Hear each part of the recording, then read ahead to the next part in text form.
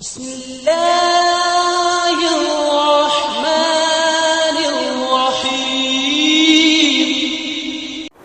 الحمد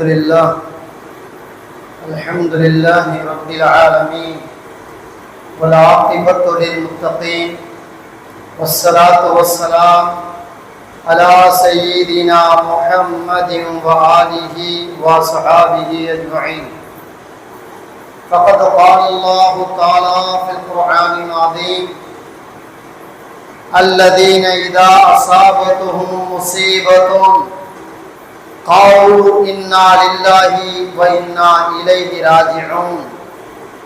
فقد قال رسول الله صلى الله عليه وسلم: اللهم أجرني في مصيبتي واخلف لي خيرا منها.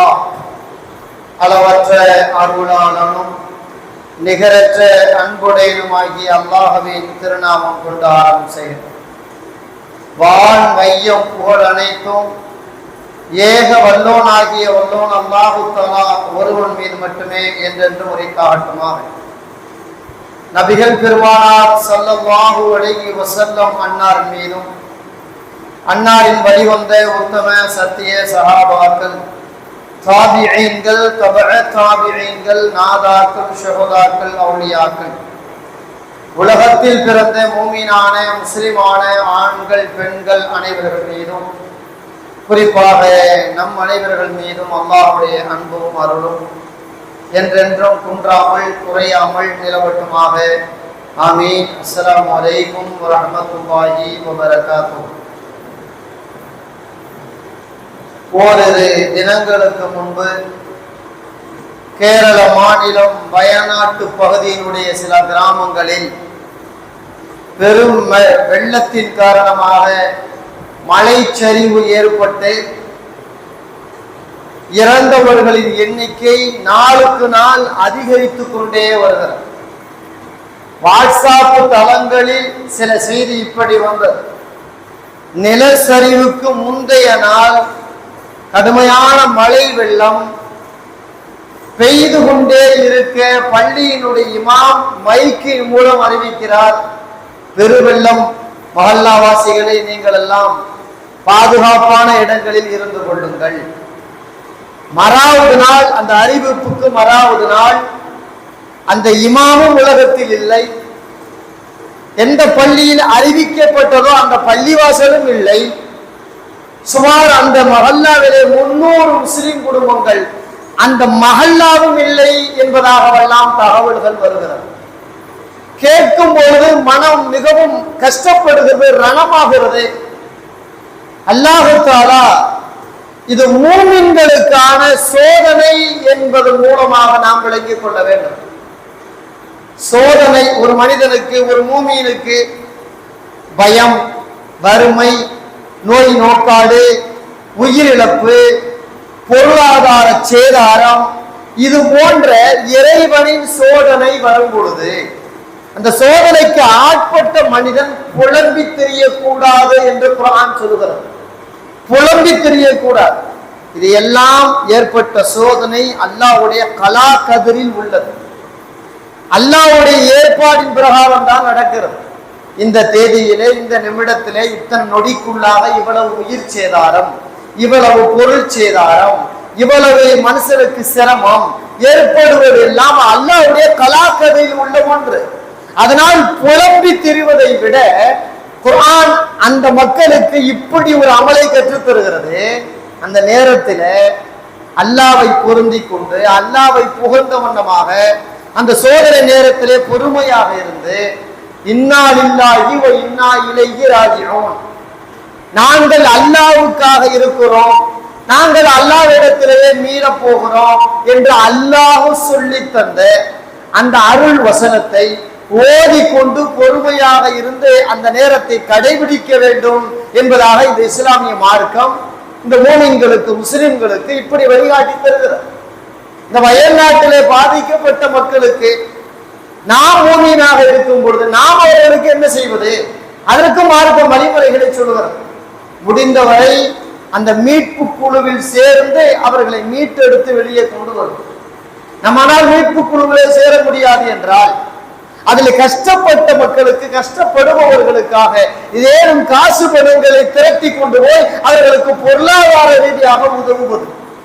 அதுவும் முடியாது போனால் நாம இருக்கிற இடத்துல இருந்துகிட்டு அவங்களுக்காக துவா செய்யறது. இது இஸ்லாம் நமக்கு காட்டி தந்த வழிமுறை.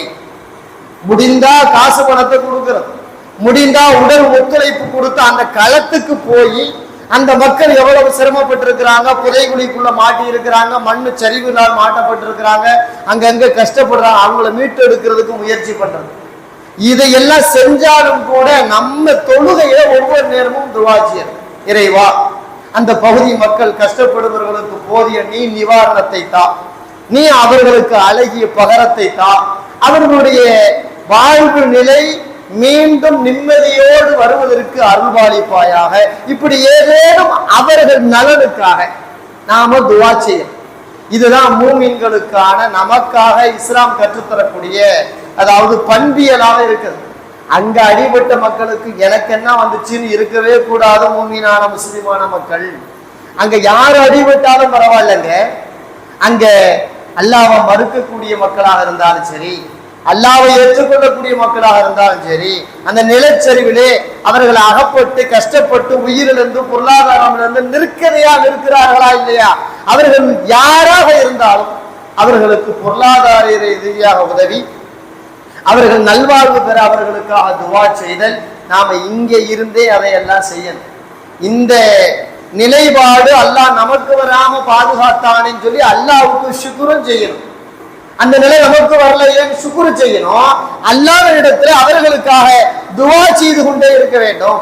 குறிப்பாக ஒரு மனுஷனுடைய வாழ்க்கையில நமக்கு நேசமானவர்கள் இறந்து போறது மனிதனால் ஈடுகட்ட முடியாத ஒரு உயிரிழப்பு. அப்படிப்பட்ட உயிரிழப்பை அந்த மக்கள் அனுபவித்துக் கொண்டிருக்கிறார்கள். சில வீட்டுல கணவன் இருக்கலாம், மனைவி பிள்ளைகள் இந்த நிலச்சரிவில் ஆகப்பட்டு இறந்து போயிருக்கலாம், அல்லது வெறுமனே பச்சில குழந்தை இருக்கலாம், பெரியவர்கள் இறந்து போயிருக்கலாம், அல்லது தாய் அப்படி இறந்து போயிருக்கலாம், பெத்த பிள்ளைகள் இருக்கும் போது. இப்படி இழப்பு என்பது உயிரிழப்பு தான் உலகத்திலேயே பெரிய இழப்பு. அங்க ஒவ்வொரு நாளும் செய்தி வந்துகிட்டே இருக்குது. 58 பேரு, 68 பேரு, 300 பேரு, 400 பேரு இறந்து போயிட்டாங்க. இன்னும் எண்ணிக்கை தெரியல, எவ்வளவு பேரு புலிக்குள்ள இருக்கிறாங்கன்னு தெரியல, எத்தனை வீடு காணா போனதுன்னு தெரியல. அப்படின்னு தினந்தோறும் செய்திகள் வந்து கொண்டே இருக்கிறது. இஸ்லாம் இது சம்பந்தப்பட்ட செய்திகளை நிறைய பேசி இருக்கிறது. அல்லாஹ் குர்ஆனில் இப்படி பதிவு செய்திருக்கிறான், அல்லதீன இதா அஸாபத்துஹும் முஸீபத்துன், ஏதேனும் சோதனை துன்பம் இந்த மூமினான மக்களுக்கு நிகழ்ந்து விட்டால் அவங்க என்ன சொல்லுவாங்கன்னு கேட்டா, காலு இன்னா லில்லாஹி வ இன்னா இலைஹி ராஜிஊன். அந்த மக்கள் அடுத்து என்ன சொல்லுவாங்க? நிச்சயமாக நாங்கள் அல்லாஹ்விற்காகத்தான் இருக்கிறோம், அல்லாஹ்விடத்திலே நாங்கள் மீள போகிறோம். அந்த வார்த்தையை சொல்லி பொறுமையாக இருப்பார்கள் என்று அல்லாஹ் தஆலா சொல்கிறான். இது நம்ம என்ன நினைச்சிருக்கோம்னு கேட்டா, அந்த இன்னா லில்லாஹி ஓதுறது மவுத்து செய்தியை கேட்டாதான் நினைக்கிறோம். சில பேர் அவங்க சொந்தம் வந்த மவுத்து செய்தியை கேட்டாதான் சில பேர் நினைக்கிறான். ஆனா அப்படி இல்லை. சின்ன சின்ன துன்பம் நிகழ்ந்தாலும், மன வருத்தங்களை உண்டாக்கினாலும், ஏதேனும் நாம் வெறுப்பது நடந்தாலும் கூட இதை ஓதிக்கொள்ள வேண்டும் என்பதாக இஸ்லாம் மிக தெளிவாக நமக்கு சொல்லி தருகிறது. தஃசீர் இப்னு கதீரிலே இப்படி ஒரு செய்தி பதிவு செய்யப்பட்டிருக்கிறது. அபூ சினான் ரஹ்மத்துல்லாஹி அலைஹி அவங்களுடைய சின்ன பிள்ளை மௌத்தா போச்சு. அடக்கம் பண்ணி நாங்க கபருக்குள்ள தகப்பனார் இறங்கி அடக்கம் பண்றாங்க. அடக்கம் பண்ணதுக்கு பிறகு பக்கத்துல இருந்த அபூ தல்ஹா அல் கல்வானி ரஹிமஹுல்லா அவங்க என்ன பண்றாங்க, அந்த அடக்கம் பண்ண அந்த குழிக்குள்ள இறங்கின தாப்பனார் கையை பிடிச்சி மேல தூக்கி விட்டாங்க. தூக்கி விட்டு மண்ணெல்லாம் போட்டு மூடுனாங்க. மூடின பிறகு அபூ சினான் ரஹிமஹுல்லாட்ட சொன்னாங்க, ஏப்பா உனக்கு ஒரு செய்தியை நான் சொல்லட்டுமான்னு கேட்டேன். அவர் சொன்னாரு, என்ன செய்தி சொல்லுங்க அப்படின்னு. அப்பதான் பெருமானார் ஸல்லல்லாஹு அலைஹி வஸல்லம் சொன்ன ஒரு நபிமொழியை அங்கே நினைவுபடுத்துகிறார் அபூ சினான் ரஹிமஹுல்லா அவர்களுக்கு. அபூ தல்ஹா கௌலானி ரஹிமஹுல்லா சொல்கிறார்கள், அல்லாஹு தஆலா ஒரு மூமினான குடும்பத்துல ஒரு சின்ன பிள்ளை, ரொம்ப நேசிக்கப்பட்ட குழந்தை மௌத்தா போயிடுச்சுன்னு சொன்னா, அல்லாஹ் அந்த நேரத்துல அந்த மலக்குல் மௌத்தை பார்த்து சொல்லுவானா, யா மலக்குல் மௌத் கபல்த வலதி அப்தி, என்னுடைய அடியாருடைய குழந்தையை நீ உயிரை கைப்பற்றிட்டியா? வ கபல்த குர்ரத ஐனிஹி, என் அடியாருடைய கண் குளிர்ச்சியாக இருந்தது அந்த குழந்தையினுடைய உயிரை நீ கைப்பற்றி விட்டாயா? என் அடியாருடைய இதய கனியாக இருந்த அந்த குழந்தையை நீ கைப்பற்றி விட்டீரா அப்படின்னு மலக்கிட்ட கேட்கும் பொழுது, ஆமா, உன் உத்தரவின் அடிப்படையில அந்த குழந்தையை நான் மௌத்தாக்கிட்டேன், உயிரை வாங்கிட்டேன் அப்படின்னு அவர் சொல்லுவார். அப்ப அல்லாஹ் கேட்பான், என்னுடைய அடியாருடைய குழந்தை மௌத்தா போன செய்தி கேட்டு என்னுடைய அடியான் என்ன சொன்னாருன்னு கேட்பான். என்ன சொன்னாருன்னு கேட்கும் பொழுது மலக்குல் மௌத் சொல்லுவாரு, அவர் குழந்தை இறந்த உடனேயே அல்லாஹ் தாலாவே உன்னை புகழ்ந்து இன்னா லில்லாஹி வ இன்னா இலைஹி ராஜிஊன் என்று நீ கற்றுத்தந்ததை சொன்னார் அப்படின்னு அவர் செஞ்சதை அல்லாஹ் தாலாவிடத்திலே சொல்லப்படும். அப்ப அல்லாஹ் தாலா சொல்லுவானா, பொறுமையோடு இருந்து நான் கற்றுத்தந்ததை சொன்னாரா இல்லையா? அவருக்காக சொர்க்கத்திலே ஒரு வீட்டை கட்டுங்கள், ஒரு பெரிய மாளிகையை கட்டுங்கள். அந்த மாளிகைக்கு புகழ் என்று பெயரிடுங்கள் என்று அல்லாஹ் சொல்லி தருவான். புகழ் என்று பெயரிடுங்கள் அப்படின்னு சொல்லி, அதாவது சுருங்க சொன்னா, ஏதேனும் துன்பம் துயரம் ஏற்படும் பொழுது பொறுமையா இருந்து இன்னா லில்லாஹி வ இன்னா இலைஹி ராஜிஊன் யார் இறை பொருத்தத்தை பெறும் எண்ணத்தோடு ஓதுவாரோ அவருக்கு சொர்க்கம் கிடைக்கும். அதான் பெருமானார் ஸல்லல்லாஹு அலைஹி வஸல்லம் சொல்றாங்க. முஸ்லிம்ல இப்படி ஒரு நபி மொழி பதிவு செய்யப்பட்டிருக்கு. இன்னா லில்லாஹிங்கிற வார்த்தை சாதாரணமான வார்த்தை இல்லைங்க, சாதாரணமான வார்த்தை இல்லை. நிறைய மக்களுக்கு அவங்களுடைய துன்ப நேரத்துல, இழப்பு நேரத்துல, அவங்களுடைய பொருளாதாரத்தினுடைய பின்னடைவு நேரத்துல சொல்லி இருந்தாங்கன்னு சொன்னா அல்லாஹ்வுத்தால அதற்கு அழகிய பகரத்தை தருவான். அதாவது அந்த வார்த்தை இருக்கே ஒரு வகையான மாயாஜாலத்தை ஏற்படுத்தக்கூடிய வார்த்தை, ஒரு வகையான மனிதனுக்கு திருப்தி நிலையை உண்டாக்கும் வார்த்தை. முஸ்லிமில இப்படி ஒரு நபிமொழி பதிவு செய்யப்பட்டிருக்கு. உம்மு சலமா ரலியல்லாஹு தஆலா அன்ஹா அவங்க ஒரு ஹதீஸை சொல்றாங்க. ரசூலுல்லாஹ் முன்னாடி சொன்னாங்க, ஏதேனும் ஒரு மூமினுக்கு கஷ்டம், சிரமம், துன்பம், துயரம் ஏதேனும் வந்துருச்சுன்னு சொன்னா அதை கேட்ட உடனே, அந்த துன்ப துயரத்தை கேட்ட உடனே, அனுபவிச்ச உடனேயே அந்த மூமினான மனிதர் இன்னா லில்லாஹி வ இன்னா இலைஹி ராஜிஊன் அப்படிங்கிறத சொல்லுவாரு. சொல்லி முடிச்சுட்டு அல்லாஹும்ம அஜிர்னி ஃபீ முஸீபத்தி வ அஹ்லிஃப் லீ கைரம் மின்ஹா, இறைவா எனக்கு ஏற்பட்ட இந்த சோதனையிலிருந்து என்னை பாதுகாப்பாயாக, இந்த சோதனைக்கு அழகான பகரத்தை இதை விட சிறந்ததை தருவாயாக அப்படின்னு ஒருத்தர் துவா ஓதினார்னா, பெருமானார் ஸல்லல்லாஹு அலைஹி வஸல்லம் சொல்றாங்க, இல்லா அஹ்லஃப் அல்லாஹு லஹு கைரம் மின்ஹா, நிச்சயமா அல்லாஹ் தஆலா இதை விட சிறந்த அழகிய பகரத்தை அல்லாஹ் அவருக்கு வழங்குவான் அப்படின்னு சொன்னான். இந்த ஹதீஸ உம்மு சலமா தான் சொல்றாங்க. சொல்லிட்டு ரசூலுல்லாஹ் இப்படி சொன்னாங்க, என்னுடைய கணவர் அபூ சலமா மௌத்தாயிட்டாரு, இதை ஓதுனா இதை விட அழகிய பகரம் கிடைக்கும்னு ரசூலுல்லாஹ் சொல்லி இருக்கிறாங்க. அவங்களே சொல்றாங்க, அதாவது அபூ சலமாவை விட எனக்கு சிறந்த கணவர் யாரு கிடைக்க போறார்? அவர் என்ன சாதாரணமான மனுஷரா? ஹிஜ்ரத் செய்த குடும்பத்தில் முதல் குடும்பம் அபூ சலமாவுடைய குடும்பம் தான்.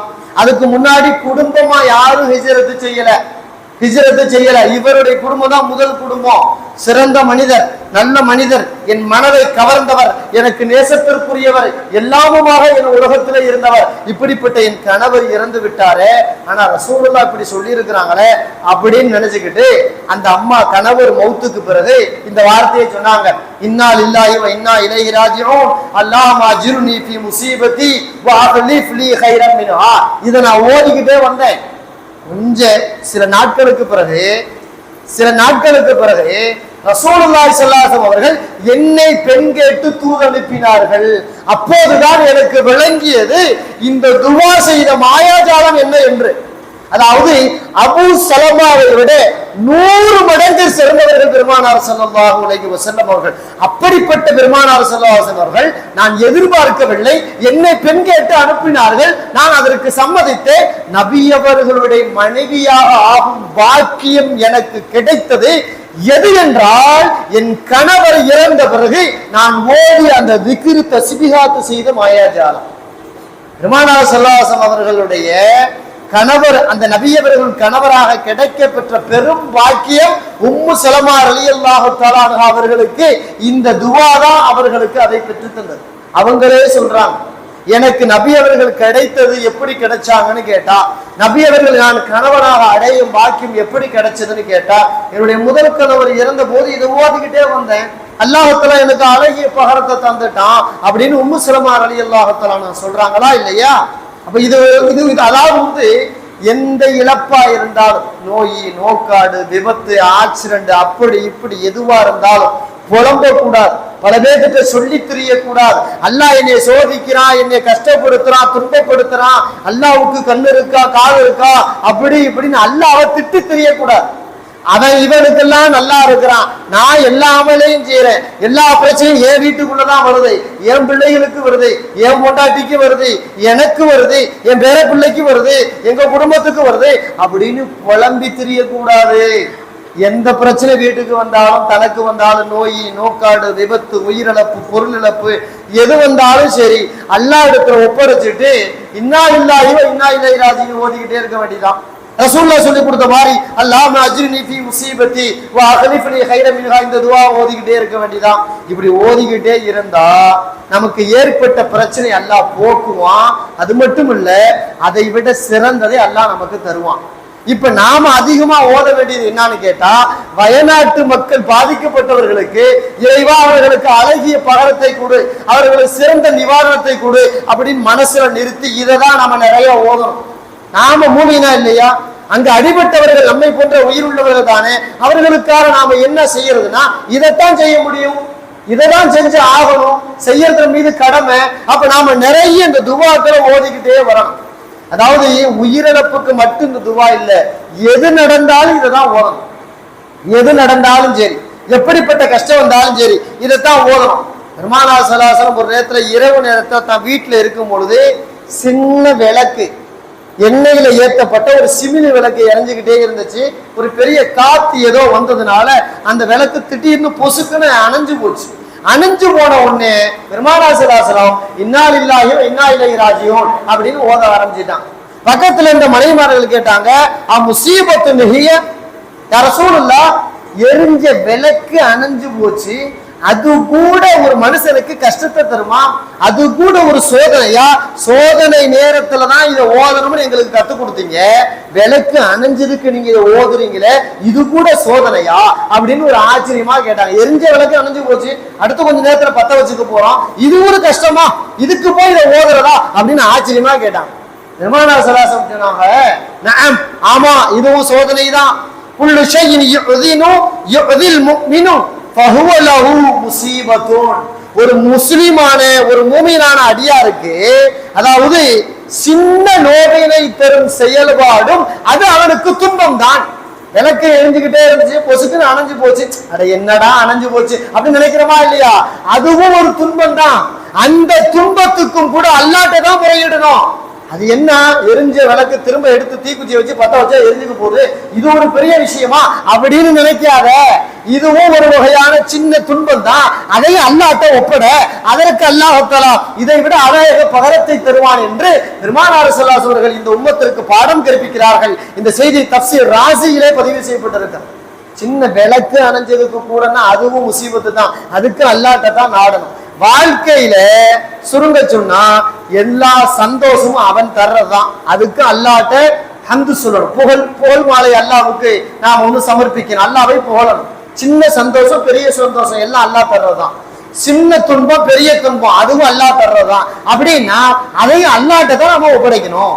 அது எந்த வகையில வந்தாலும் சரி. உமர் ரலியல்லாஹு தஆலா அன்ஹு ஒரு நேரத்துல தெருவழியே நடந்து போறாங்க. நடந்து போகும் பொழுது அவங்களுடைய அந்த தோல் செருப்பு வார் லேசா விட்டுக்குச்சு, தையல்ல இருந்து விட்டுக்குச்சு. தையல்ல இருந்து விட்டுக்கிட்ட உடனே இன்னா லில்லாஹி வ இன்னா இலைஹி ராஜிஊன் ஓதுனாங்க. அதே மாதிரி ஓதுனாங்க, இன்னா லில்லாஹி வ இன்னா இலைஹி ராஜிஊன். அப்ப மக்கள் கேட்டாங்க, ஏங்க செருப்பு அருந்ததுக்கு கூடயா அப்படின்னு கேட்டாங்க. செருப்பு அருந்ததுக்கு கூடயான்னு கேட்டாங்க. அப்பதான் உமர் ரலியல்லாஹு அன்ஹு சொன்னாங்க, இன்ன குல்லு ஷைஇன் யுஸீபுல் முஃமின், இன்ன குல்ல ஷைஇன் யுஸீபுல் முஃமினின். மூமினுக்கு ஒரு சின்ன துன்பம் நேருவது கூட, அந்த துன்பம் என்ன, யக்ரஹு, அவன் வெறுக்கிறான்.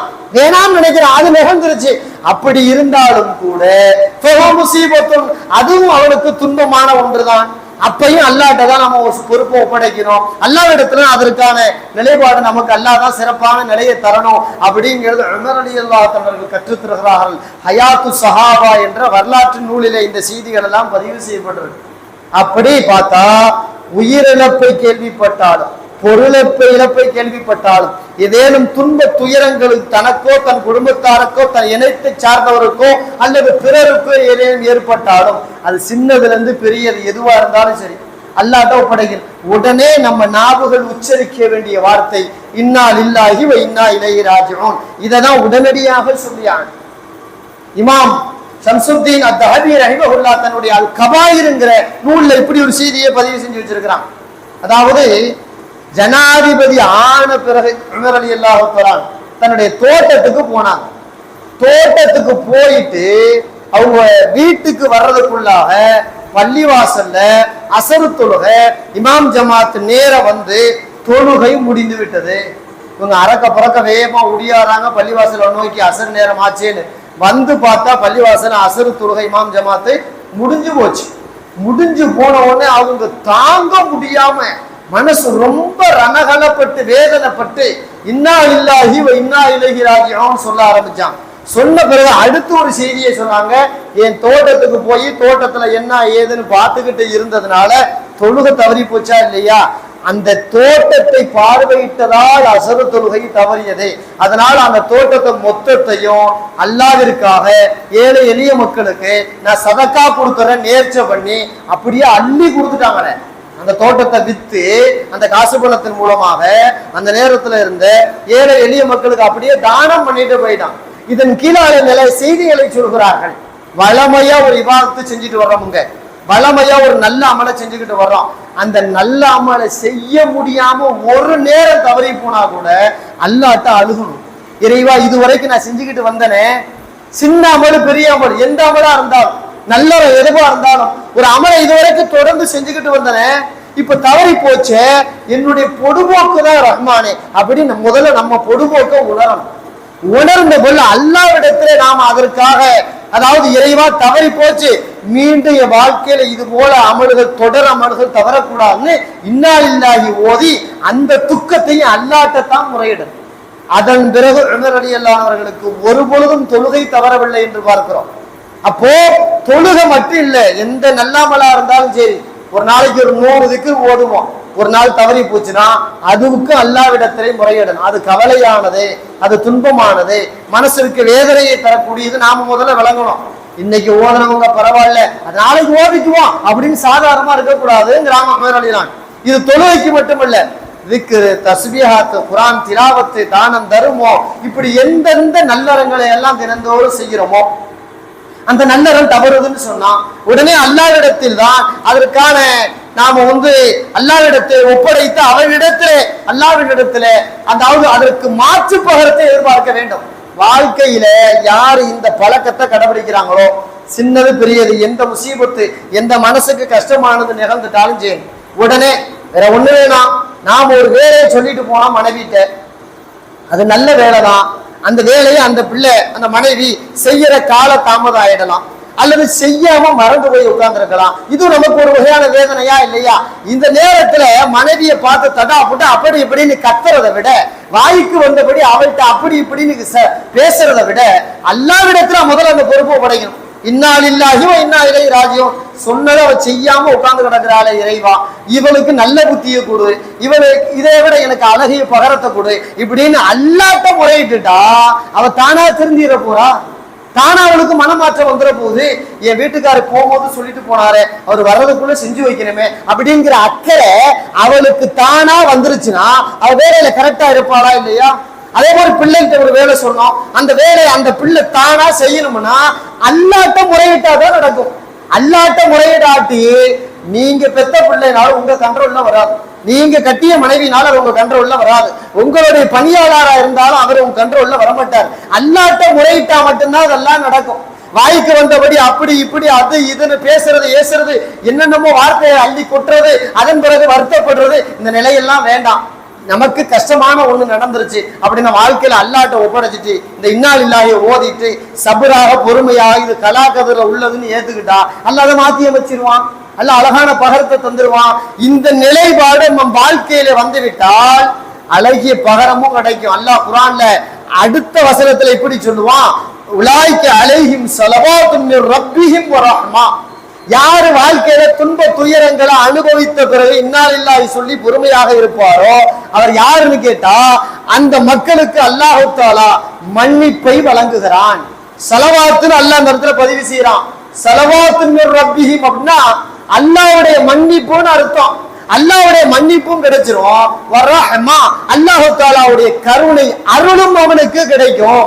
வாழ்க்கையில இந்த இன்னாலில்லாஹிய நாம நாவுல அதிகமா பயன்படுத்தணும். நாம என்ன நினைச்சுக்கிட்டோம்னா மவுத்துக்கு மட்டும்தான் இந்த வார்த்தையை சொல்றது நினைச்சுக்கிட்டு அதோட நம்ம சுருக்கிக்கிறோம். அதல்ல, மவுத்துக்கும் சொல்லணும். மவுத்தான செய்தி கேள்விப்பட்டா சொல்லணும். இதேன்னு விபத்து நடந்துட்டா சொல்லணும். இதேன்னு துன்ப துயரம் வந்துட்டா சொல்லணும். இதேன்னு நம்மளுடைய மனநிலைக்கு மாற்றமாக ஒரு வெறுப்பான ஒன்று நடந்துட்டா சொல்லணும். இப்படி அது எங்க நடந்தாலும் சரி செய்தி வந்துருச்சு அல்லது நமக்கே நேர்ந்தாலும் கூட இந்த இன்னாலில்லாஹிய சொல்ல ஆரம்பிச்சுட்டா அல்லாஹ் அதை விட அழகிய பகரத்தை தர்றான். அல்லாஹ்வுடைய மன்னிப்பு கிடைக்குது. அல்லாஹ்வுடைய அருள் வளம் நிறைய கிடைக்குது அப்படிங்கிறது இந்த குர்ஆன் வசனம் சொல்லுது. அத இன்னைக்கு ஆட்சி அதிகாரம் வந்துருச்சுன்னா நிறைய பேர் சந்தோஷப்படுறாங்க. எனக்கு கிடைச்சது கிடைச்சிருச்சு. எலெக்ஷன்ல யாரேனும் வென்று விட்டால் அவர்களுக்கு அவ்வளவு அளவில்லாத சந்தோஷம். அது எந்த எலெக்ஷனா இருந்தாலும் சரி, பள்ளிவாசல்ல பொறுப்புகளுக்கான எலெக்ஷன், அதே போல சின்ன கிராமங்கள்ல பஞ்சாயத்துக்கான எலெக்ஷன், அதாவது அதையும் தாண்டி வார்டு மெம்பர்களுக்கான சேர்மன்களுக்கான, அதாவது பெரிய ஊர்களுடைய தலைவர்களுக்கான, நாட்டினுடைய எம்எல்ஏவுக்கான, இப்படி எந்த எலெக்ஷனா இருந்தாலும் ஜெயிச்சுட்டா சந்தோஷப்படுறாங்க. ஆனா மூமின்களின் பண்பு ஜெயிச்சுட்டா சந்தோஷப்பட மாட்டாங்கன்னு வருது. வரலாறுகள் இப்படி பதிவு செய்யப்பட்டிருக்க. அதாவது எலெக்ஷன்ல நிக்கணும் ஜெயிக்க கூடாதுங்கிறது அர்த்தம் அல்ல. ஆனா அதையும் தாண்டி ஒரு வகையான கவலை நிலை வரணும்ங்கிறாங்க. அதாவது கலீஃபா பொறுப்புல இருந்தார் சுலைமான் இப்னு அப்துல் மலிக் அப்படிங்கிறவர் ஒரு கலீஃபா பொறுப்புல இருக்கார். இஸ்லாமிய அரசை கட்டியாளும் பெரிய அரசர். அவருடைய இறுதி நேரத்துல ஒரு வசியத்து செய்து பேப்பர்ல எழுதி வச்சுட்டு மௌத்தா போனார். அவர் மௌத்தா போன பிறகு மக்கள் மன்றத்துல அந்த கடிதத்தை வாசிக்கப்படுது. என்னன்னு கேட்டா, நான் இறந்த பிறகு அதிகாரப்பூர்வமாக எனக்கு பிறகு என் பொறுப்பை கலீஃபா என்ற பொறுப்புக்கு தகுதியானவர் உமர் பின் அப்துல் அஜீஸ் ரஹிமஹுல்லாஹ் தான். அவர்தான் எனக்கு அடுத்த ஆட்சியாளர். அவர் காலத்திற்கு பிறகு வேண்டுமையானால் அப்துல் மலிக்குடைய குடும்பத்தார்கள் யாரேனும் ஒருவர் இருக்கலாம் அப்படின்னு வசியத்தை பண்ணி எழுதி வச்சுட்டு போயிட்டார். எழுதி வச்சுட்டு போன உடனே மக்கள் மன்றத்துல வாசிக்கப்படுது. இந்த மக்கள் மன்றத்துல கலீஃபாவுடைய அந்த இறுதி வசியத்தை வாசிக்க போகிறோம் அப்படின்னு சொன்ன பொழுது அந்த பள்ளிவாசல்ல பல பேர் நின்று காது கொடுத்து கேட்டாங்க. அதுல ஒருத்தர் உமர் பின் அப்துல் அஜீஸ் ரஹிமஹுல்லாஹ் அவர் நின்று காது கொடுத்து கேட்கிறார், என்னத்தை அப்படி எழுதி வச்சிருக்கிறார் கலீஃபான்னு சொல்லி. இவர் பேரை சொன்ன உடனே நின்னுகிட்டு உற்சாகமா இருந்தவரு பொத்துன்னு கீழே உட்கார்ந்து அழுது கொண்டே இன்னா லில்லாஹி வ இன்னா இலைஹி ராஜிஊன் அப்படிங்கிற துக்கத்திற்கான வார்த்தையை தான் அங்கே பயன்படுத்தினார்கள். உமர் பின் அப்துல் அஜீஸ் ரஹிமஹுல்லாஹ் அழுதுட்டு உட்கார்ந்துட்டாங்க. தன் ஆட்சியாளர் சொல்லப்பட்டிருக்கு, அது மறுக்க முடியாது, யாரும் மறுக்கவும் மாட்டாங்க. மறுக்கிறதுக்கு எந்த வகையான சூழ்நிலையும் கிடையாது. சந்தோஷம் தானே படணும். சந்தோஷம் படலையே அவங்க. அழுதுட்டு கீழே உட்கார்ந்துட்டு இன்னா லில்லாஹி ஓத ஆரம்பிச்சாங்க. அந்த சுலைமான கபிரிஸ்தானுக்குள்ள இறக்கி அடக்கம் பண்ணி முடிச்சு வீட்டுக்கு வரும் பொழுது உமர் பின் அப்துல் அஜீஸ் ரஹிமஹுல்லாஹ் பணியாளர் கேட்டாரு, நீங்க ரொம்ப கவலையோடு இருக்கிற மாதிரி இருக்க, என்ன ஆச்சு உங்களுக்குன்னு கேட்டார். அப்ப உமர் பின் அப்துல் அஜீஸ் ரஹிமஹுல்லாஹ் சொன்னாங்க, கவலை இல்லாம என்னப்பா இருக்கும், இந்த நாட்டினுடைய ஜனாதிபதி பொறுப்பு என் தலையில என்னையே கேட்காம சுமத்திட்டு போயிட்டார் இவரு. ரொம்ப பெரிய கஷ்டம்.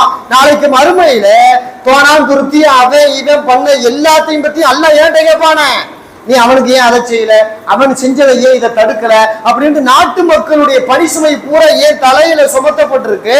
நாளைக்கு மறுமையில விசாரிக்கப்படும் பொழுது நான் எப்படி பதில் சொல்றது? ஆட்சியாளர்னா சந்தோஷம் கிடையாது. நினைத்த பொறுப்பு கிடைத்தால் சந்தோஷப்படக்கூடாது. அல்லாஹ்விடத்துல பொறுப்பு சாட்டிவிட்டு துக்கப்பட வேண்டும். பணியாளர் சொன்ன உடனே ரொம்ப கஷ்டப்பட்டு தகவலை சொன்னாங்க. நேரா உமர் பின் அப்துல் அஜீஸ் ரஹிமஹுல்லாஹ் வீட்டுக்கு போனாங்க. வீட்டுக்கு போகும் பொழுது அவங்க தாடி பூரா கண்ணீரால் நனைந்திருந்தது. அவங்க வீட்டுக்கார அம்மா பாத்திமா ரஹமத்துல்லாஹி அலைஹி அவங்க கேட்டாங்க, என்ன ஆச்சு உங்களுக்கு? உடல் நலக்குறைவு ஏற்பட்டுருச்சா? இதே நோய் நோக்காடு வந்துருச்சா? அழுது தாடியே நனைஞ்சு போயிருக்க அப்படின்னு கேட்கும் பொழுது அதே மாதிரி தான் பதில் சொன்னாங்க. இல்ல, கொஞ்ச நேரத்துக்கு முன்னாடி அடக்கம் பண்ணமே ஜனாதிபதி அந்த சுலைமான், அவர் என்ன ஜனாதிபதினு பொறுப்பு சாட்டிட்டு போயிட்டாரு பாத்திமா, நான் என்ன செய்யறது? மறுக்கவும் முடியாது. பொறுப்பு என் தலையில சுமத்திட்டாரு. ஏன் அவர் கேட்கவே இல்லை, என் மசூரா செய்யல. அப்படி கேட்டிருந்தா நான் மறுதளிச்சிருப்பேன், வேண்டாம்னு சொல்லியிருப்பேன். நாட்டு மக்களுடைய எல்லா பொறுப்பும் என் தலையில வந்து விழுந்துருச்சு. நாளைக்கு மறுமையில அல்லாஹ் இதை பத்தி விசாரிச்சானா நான் பதில் சொல்ல முடியுமா அப்படின்னு சொல்லிட்டு ரொம்ப பெரிய கவலையில ஒரு குறிப்பிட்ட காலம் வரைக்கும் இந்த பொறுப்பு எனக்கு கிடைக்காமல் இருந்திருக்க வேண்டுமே நினைச்சு கவலையிலே இருந்தாங்களாம். ஆனா இன்னைக்கு நாம பொறுப்பு கிடைக்கணுமேனு கவலையில இருக்கிறோம். எந்த பொறுப்பா இருந்தாலும் சரி, பொறுப்பு கிடைக்கணுமே கவலை. ஆனால் நல்லடியார்கள், நாதாக்கள், மூமின்கள், இறை நேசம் பெற்றவர்கள் எல்லாம் பொறுப்பு வேண்டாம் என்றார்கள். அதையும் மீறி அவர்களுக்கு பொறுப்பு தரப்படும் பொழுது அவர்கள் சந்தோஷம் அடையவில்லை, அது பெரிய கவலையாக நினைத்தார்கள். அப்போதும் கூட இன்னா லில்லாஹி வ இன்னா இலைஹி ராஜிஊன் ஓதினார்கள். அதன் பரக்கத்து என்ன தெரியுமா? அவர்கள் கிட்டத்தட்ட ஒரு 2 வருட காலம் தான் ஆட்சி செய்தார்கள். 2 வருட காலத்துல வரலாறையே புரட்டி போட்டாங்களா இல்லையா?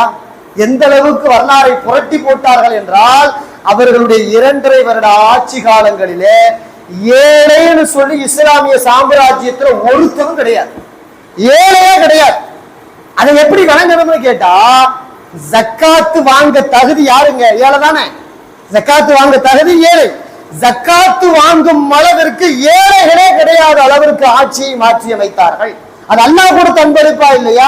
அவர் ஓதிய இன்னா லில்லாஹி வ இன்னா இலைஹி ராஜிஊன் என்ற அந்த திக்ருக்கு, அந்த திக்ர் செய்த மாயாஜாலம் அப்படி எந்த அளவுக்குன்னு கேட்டா, ஜக்காத்து பொருள் நிறைய குவிஞ்சிருச்சு, வாங்குறதுக்கு ஏழைகளே கிடையாதுன்னு சொன்ன பிறகு உமர் இப்னு அப்துல் அஜீஸ் ரஹிமஹுல்லாஹ் சட்டம் போட்டாங்களாம், எப்பா முஸ்லிம்களுக்கு தானே அதையெல்லாம் கொடுத்தீங்க, காபிர்களுக்கு அள்ளி கொடுங்கப்பான்றாங்களாம். காபிர்களுக்கு ஜக்காத்து கொடுக்க கூடாது, அதான் சட்டம்.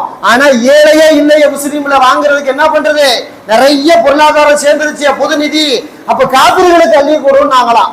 காபிர்களுக்கு அள்ளி கொடுத்து முடிச்ச பிறகு இன்னும் மீதம் இருக்குன்றாங்க. அப்படியா? அப்போ நம்ம நாட்டினுடைய மலைகள்ல போய் இந்த பொருளாதாரத்தினுடைய நிதிகளை போய் கொட்டு நம்ம நாட்டில் இருக்கக்கூடிய பறவைகள் எல்லாம் உண்டு கழிக்கட்டும் என்று சொன்னார்கள். அது உண்டு கழிச்சும் கூட மீதம் இருந்தது என்பதாக வரலாறு இருக்கிறது. ஒரு 2.5 வருஷ ஆட்சி காலத்துல ஏழைகளை இல்லாமலாக்கி அந்த ஏழைகள் எல்லாம் தன்னுகிறற்ற செல்வந்தர்களாக ஒரு ஆட்சியாளர் மாற்றும் சக்தி எங்கு கிடைத்தது என்றால், அவர் அந்த ஆட்சி கிடைத்த உடனேயே சந்தோஷப்படாமல் துக்கமாக நினைத்து அதைக்காக இன்னா லில்லாஹி வ இன்னா இலைஹி ராஜிஊன் ஓதினாரா இல்லையா? அந்த திக்ர் செய்த மாயாஜாலம். அதனால் தான் சொல்வார்கள், வரலாற்றிலே நீதமான ஆட்சியாளர்கள் பட்டியலில் ரசூலுல்லாஹி ஸல்லல்லாஹு அலைஹி வஸல்லம் அவர்களுக்கு அடுத்து அபூபக்கர் ரலியல்லாஹு அன்ஹு, உமர் ரலியல்லாஹு அன்ஹு, உஸ்மான் ரலியல்லாஹு அன்ஹு, அலி ரலியல்லாஹு அன்ஹு, அதன் பிறகு உமர் இப்னு அப்துல் அஜீஸ் ரஹிமஹுல்லாஹ் தான் என்பதாக வரலாற்றிலே பதிவு செய்கிறார்கள். இன்னும் 2ஆம் உமர் என்று அவரைத்தான் சொல்கிறார்கள். காரணம், அந்த அவர் ஓதிய அந்த திக்ர் தஸ்பீஹாத்துகள், அவர் ஓதிய அந்த குர்ஆன் வசனங்கள் அவர் நினைத்ததை விட அதிகமாக மாயாஜாலத்தை உருவாக்கி தர முடிந்தது. இந்த அடிப்படையில் தான் நம்முடைய வாழ்நாளை அமைத்துக் கொள்ள வேண்டும். மார்க்க அறிஞர்கள் சொல்வார்கள், நாம் வைத்த பொருள் எங்கே ஒரு இடத்துல வச்சிட்டோம், மறந்து போச்சு, நம்ம டென்ஷன்ல தேடிக்கிட்டு இருக்கோம்னா புலம்பெல்லாம் கூடாது. பொண்டாட்டியை திட்டுறது, பிள்ளைகளை திட்டுறது, வேலைக்காரனை திட்டுறது, பாத்தியா வச்சியா எங்க எடுத்து வச்சா அப்படி இப்படின்னு திட்டுறது. இவர் எங்கேயாவது வச்சுவிட்டு தேடிக்கிட்டே இருப்பார். சில பேர் தோல்லே துண்டை போட்டுட்டு துண்டை தேடிக்கிட்டு இருப்பான் இல்லையா? சில பேர் தோல்லே துண்டை போட்டுட்டு அந்த துண்டை எங்க வச்ச அப்படின்னு பொண்டாட்டியை திட்டுவான், பிள்ளையை திட்டுவான், எல்லாத்தையும் திட்டுவான். மறதி, அந்த அளவு மறதி. மார்க்க அறிஞர்கள் சொல்கிறார்கள், நீங்க வைத்த பொருள் எங்கேனும் மறந்து போய் தேடிக்கொண்டு இருக்கிறீர்களா? அது மீண்டும் உங்களுக்கு வைத்தபடி கிடைக்க வேண்டுமா? யாரையும் திட்டாத, புலம்பாத, இன்னா லில்லாஹி வ இன்னா இலைஹி ராஜிஊன் ஓதிக்கொண்டே இருக்க, அது நினைத்த இடத்தில் வைத்த இடத்தில் அப்படியே இருப்பதை காணுவாய். அதை உன்னால் பெற்றுக்கொள்ள முடியும். அதாவது இன்னா லில்லாஹிங்கிற வார்த்தை மௌத்துக்கு மட்டுமல்லங்கிறத முதல்ல விளங்கணும். ஒரு சின்ன நோய் நோக்காடு வந்துருச்சு, டாக்டர் கிட்ட போக வேண்டியிருக்கு, போகும்போதே ஓதிக்கிட்டு போக வேண்டியதுதான். போகும்போதே ஓதிக்கிட்டு போனா இந்த டாக்டர் நல்ல மருந்தை கொடுப்பாரு, நல்ல விதமா ஊசியை போடுவாரு, அது மூலம் குணம் கிடைப்பதற்கு வாய்ப்பு இருக்கிறது. இல்ல என்ன சில நேரங்கள்ல தலைவலிக்கு போனா வேற வலிக்கு ஏதாவது ஊசியை குத்தி விட்டு பக்க விளைவு அது இதுன்னு ஆயிருதா இல்லையா? ஒரு சின்ன ஆபரேஷன் பெரிய பிரச்சனையை உருவாக்குதா இல்லையா? மருத்துவத்துக்கு மட்டுமல்ல, ஏதேனும் ஒரு வேலையை தேடி நாம் பயணிக்கிறோம், அப்பொழுது இதைதான் ஓதும். ஏதேனும் இன்டர்வியூக்கு போறோம், ஒரு பெரிய கவலையிலேயே போறோம், இந்த வேலை கிடைக்குமா கிடைக்காதான்னு தெரியலையே அப்படின்னு ஒரு கவலை வருமா இல்லையா? அந்த கவலை நேரத்தில் இதை ஓதிக்கொண்டு போகுது. மாணவர்கள் எக்ஸாம் ஹாலுக்கு போகும்போது இந்த எக்ஸாம்ல எப்படியாவது பாஸ் ஆயிடுன்னு ஒரு கவலை வருமா இல்லையா? படிச்சிருக்கணும், படிக்காம இன்னால ஓதுனா அவர் பாஸ் ஆக மாட்டார், அது முதல்ல தெரியும்.